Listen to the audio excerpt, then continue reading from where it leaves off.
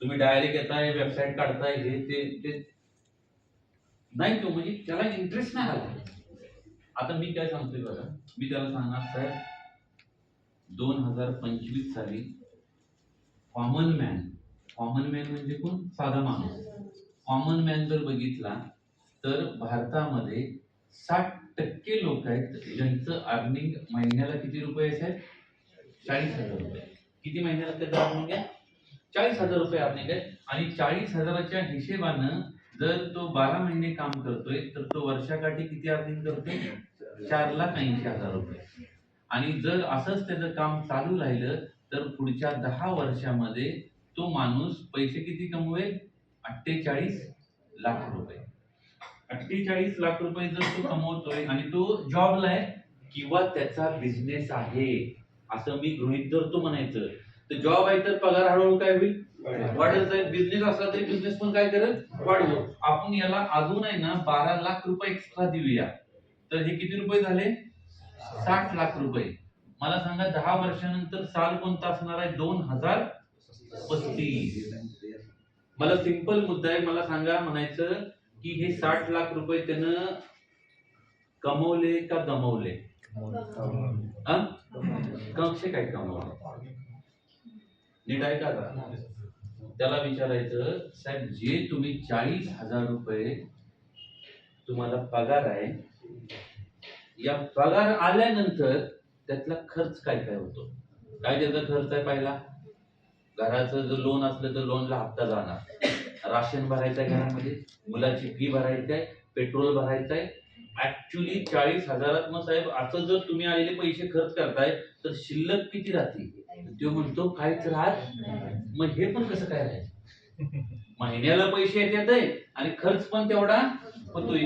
तरी सुद्धा मी असं पकडतो की तुम्ही नवरा बायको मिळून या 40,000तनं महिन्याला 10,000 रुपये सेव्हिंग करताय, तर 12 महिन्याचं सेव्हिंग किती झालं? 1,20,000 रुपये.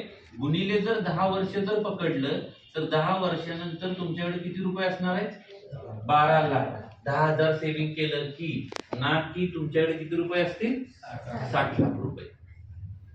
आता मात्र ह्या माणसाला मी काय दाखवलं थोडक्यात? ते अजूनही दाखवलं.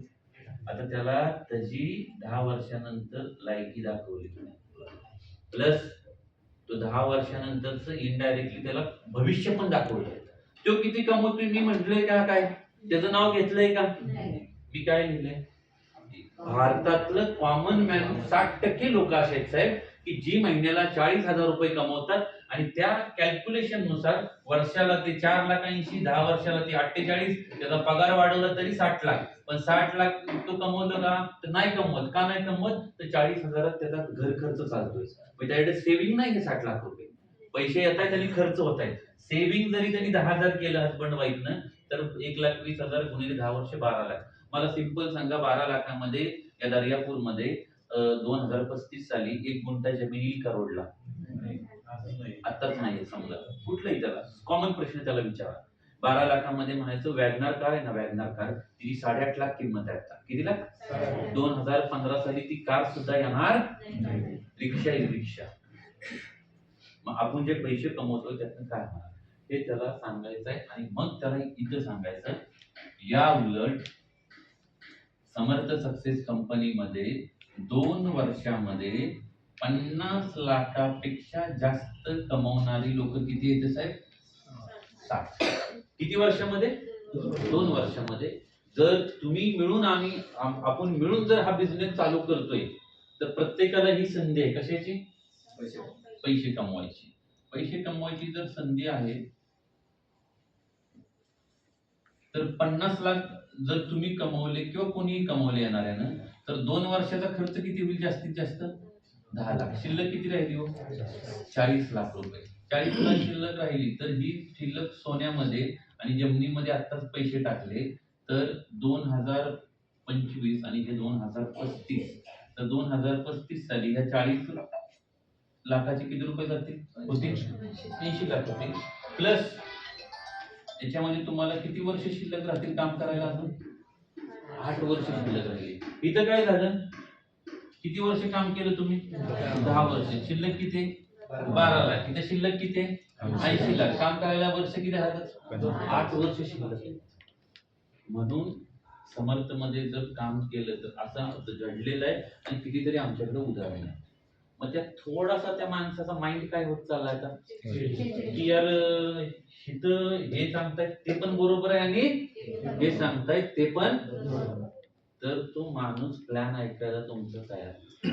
तुम्ही डायरेक्ट जाऊन त्याला सांगताय प्लॅन प्रेझेंटेशन, त्याला काय पचना, त्याला काय कळना. आता मी त्याला काय दाखवलं, पहिलं त्याची वस्तुस्थिती दाखवली आणि आता इथून पण पुढे सांगतात. ज्या घरामध्ये जात आहे त्यामध्ये जी लोक नेटवर्किंग मार्केटिंग केलेली असते, ती पहिल्यांदा तुम्हाला गेल्या गेल्या सांगत नाही की त्यांनी काहीतरी उद्योगधंदा केलेला आहे, सांगत नाही. आणि काय लोक असे असतात की त्यांनी केलेलं नसतंय पण फक्त त्यांनी ऐकलेलं असतंय. तर